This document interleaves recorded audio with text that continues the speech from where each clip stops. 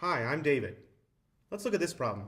We're given the set of parametric equations x equals 3t squared and y equals t cubed minus t. And we're asked to find the open intervals on which this curve is concave up or concave down. Okay, so if we're going to talk about concavity, we'll need to look at the second derivative. So first we need to find the first derivative. So let's look at the derivative of y with respect to x. Well, when I have a set of parametric equations, I can rewrite this as the derivative of y with respect to t over the derivative of x with respect to t. Since both of these are just functions of t, this isn't too hard to do. The derivative of y with respect to t is 3t squared minus 1, and the derivative of x with respect to t is just 6 times t. Okay, so I've got the first derivative. Now I've got to find the second derivative. The second derivative, d squared y over dx squared, could be rewritten as the derivative with respect to t of the derivative of y with respect to x, all over the derivative of x with respect to t. Now, I'm rewriting it in this way because I already know what the derivative of y with respect to x is, and I already know what dx over dt is. So this is going to look like something like this. Well, dx over dt we know is 6t. Well, to find the derivative with respect to t of dy over dx, I'm taking the derivative with respect to t of this function right here. I should use the quotient rule. The quotient rule says it's the bottom, 6t, times the derivative of the top. The derivative of 3t squared minus 1 is 6t, minus the top, 3t squared minus 1, times the derivative of the bottom.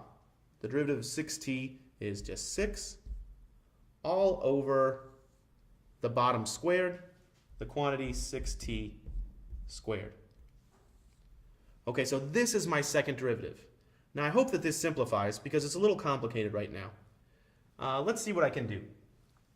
I can rewrite this as, well, 6t and 6t, that's 36t squared, minus, well, 6 times 3t squared would be 18t squared.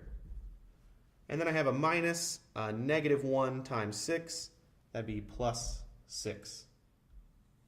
All over. Well, if I get these all on the same fraction, I will have a 6 squared and a 6. I'm going to leave that as 6 times 36. Not because I can't multiply those together, but because I can see that I'll be able to factor a 6 out of the numerator in a minute, so I'll want a 6 factored out right there. And then I have a t squared times t, that's t cubed.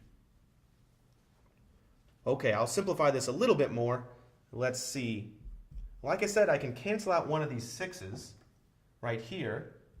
If I take out that 6, this will be left as a 1, this will be left as a 3, and this will be left as a 6.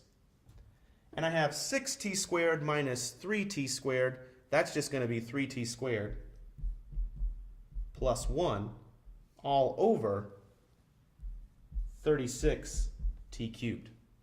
And that's my second derivative. Okay, in order to find the open intervals of concavity, the next step is to figure out where is this second derivative equal to 0 or where is it undefined. Well, just by looking at it, you can see that it's never going to be equal to 0. And why is that? Well, a fraction is equal to 0 only when the numerator is equal to 0. The numerator is 3t squared, which is always greater than or equal to 0, plus 1. So the numerator, in fact, is always bigger than or equal to 1. So 1 over something will never equal 0. But it is undefined. D squared y over dx squared is undefined if the bottom is equal to 0, if 36t cubed is equal to 0. And that only happens if t equals 0. Okay, so the only place where my function, where my second derivative might change sign is at t equals 0. So my open intervals are negative infinity to 0 and 0 to infinity. So I'll make a little chart. So let's plug in any negative number as a representative of this interval. Well, if I plug in, say, -1, the top is going to be a positive number, because like we said, the top is always bigger than or equal to 1. And the bottom is going to be -1 cubed, which is -1 times 36, which is -36. That's a positive number over a negative number. That's going to be negative. So in this interval, it's going to be concave down. Again, that's because the derivative, the second derivative, d squared y over dx squared, is less than 0. Let's look at the interval from 0 to infinity.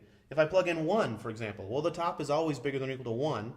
The bottom is 36 times 1 cubed. That's positive.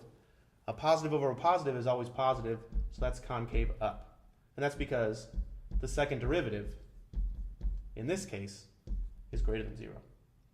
So my open intervals of concavity from -infinity to 0, this curve is concave down. And from 0 to infinity, this curve is concave up. Thanks for watching.